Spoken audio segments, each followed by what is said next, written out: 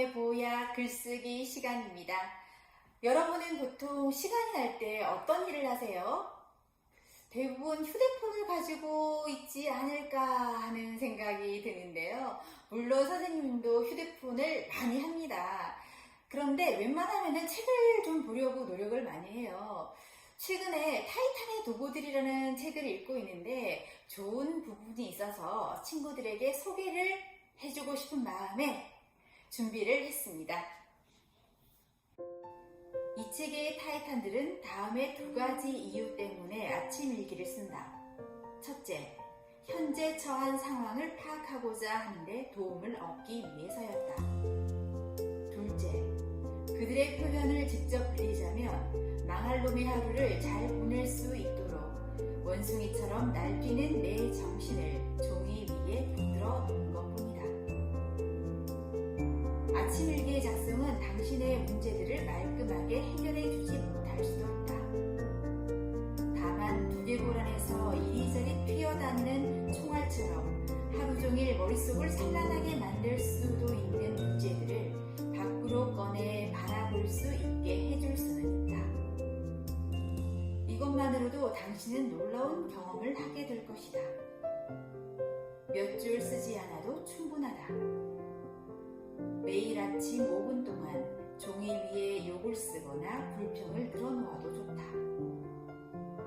미친 소리처럼 들리지만 이 작은 습관 하나만으로도 당신의 삶은 나와 타이탄들이 그랬던 것처럼 분명히 바뀐다. 세계적으로 위대하거나 뛰어나다고 하는 사람들의 공통점 중에 하나가 아침 일기를 쓰는 거라고 해요.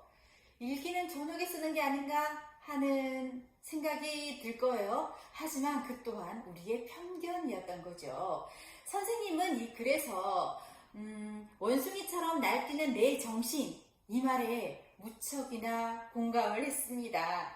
아침이 되면 그렇게 정신없이 하루를 보낼 수가 없어요.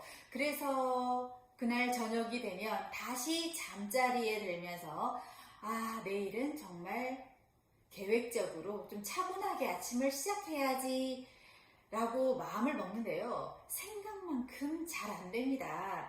그래서 바쁜 아침이지만 10분이란 시간을 투자를 해서 지금 나의 상태를 글로 정리해보고 오늘 하루는 어떻게 보낼지를 작성해보는 것도 좋을 것 같습니다.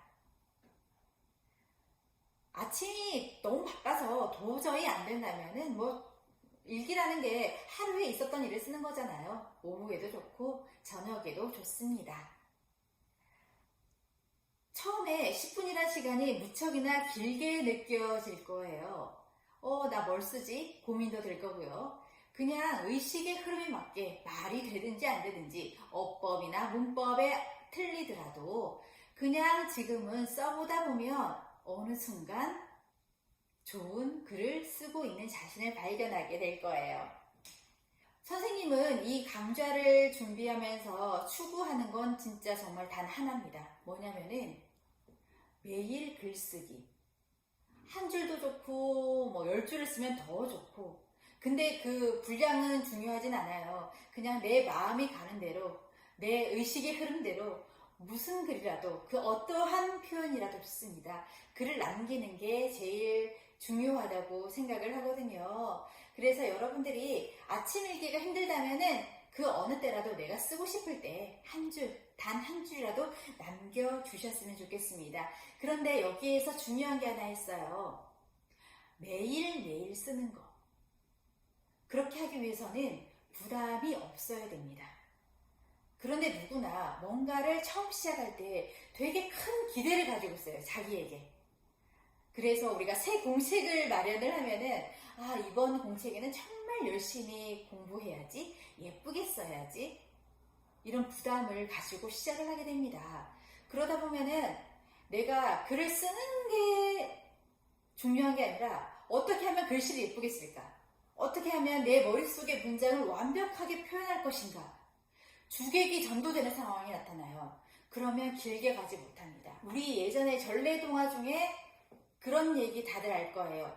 임금님 귀는 당나귀 귀. 그 모자를 만드는 사람이 임금님의 귀를 보고 그걸 누군가한테 너무너무 말하고 싶은데 말을 못해서 병이 나잖아요. 그래서 울창한 대나무 숲에 가서 임금님 귀는 당나귀 귀! 이렇게 외칩니다. 그런 것처럼 선생님이 보내준 그 일기장이 여러분의 대나무 숲이 되었으면 좋겠어요. 그렇다면 나는 그 이야기를 어떻게 표현할 것인가?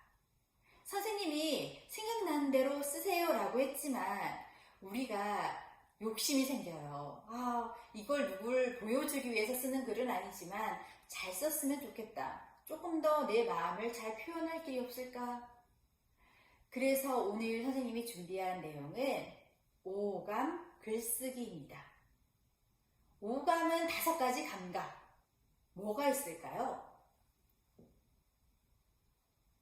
시각, 청각, 촉각, 후각, 미각이 있어요.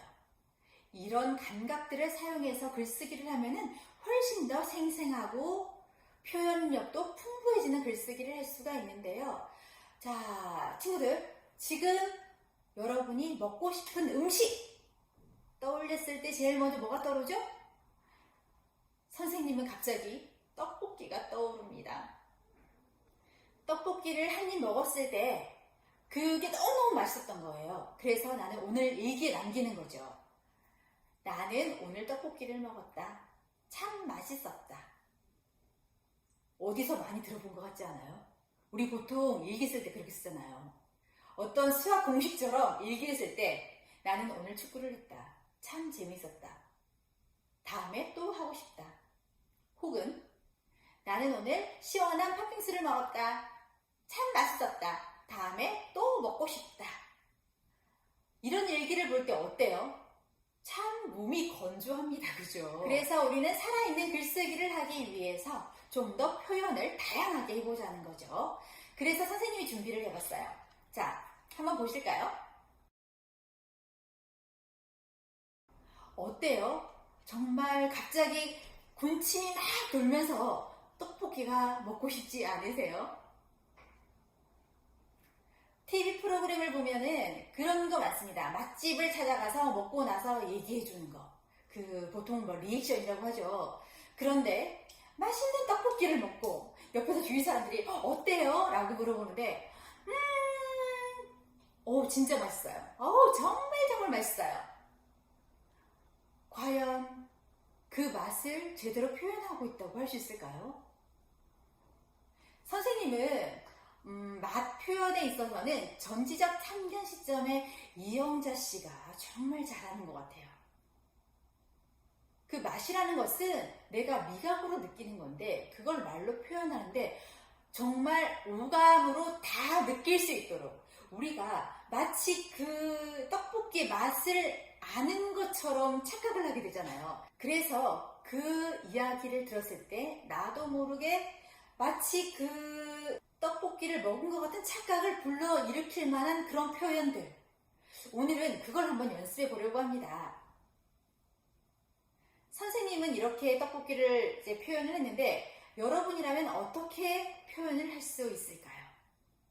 막상 그 표현을 하려고 보면은 막막할 수가 있어요. 그래서 우리 노트에 떡볶이라고 적어 놓은 다음에 미각, 후각, 촉각 이렇게 오감을 나열한 다음에 옆에다가 한번 써보세요. 그 표현들을. 그리고 그 표현들을 종합적으로 모아서 여러분들의 글로 표현해 보면은 멋진 글이 완성될 거라고 생각을 합니다. 한번 써볼까요?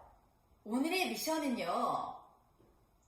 맛있는 음식을 나타내는 사진을 하나 올려주시고 그 사진을 오감을 이용해서 쓴 글을 한번 올려주세요. 사진은 여러분이 직접 찍으면 더 좋겠죠. 선생님 나는 어떤 걸 할지 잘 모르겠어요. 엄마가 맛있게 끓여주신 된장찌개라든지 아니면 친구들이 직접 만든 계란 프라이도 좋고요. 아니면은 가족과 함께 외식을 가서 먹게 된 음식을 찍어 두었다가 글쓰기를 하면 정말 좋을 것 같아요. 오늘의 미션은 맛있는 글쓰기가 될 것 같네요. 살아있는 글쓰기, 생생한 글쓰기 어렵지 않습니다. 지금처럼 우리 이렇게 한 계단 한 계단 올라가다 보면은 나중에는 멋진 글을 완성할 수 있을 거예요. 우리 친구들 다음 시간에 다시 만나요. 안녕! 온 마을이 학교가 되고 모든 이웃이 교사가 되어 아이들의 성장을 함께하는 김해 행복교육지구.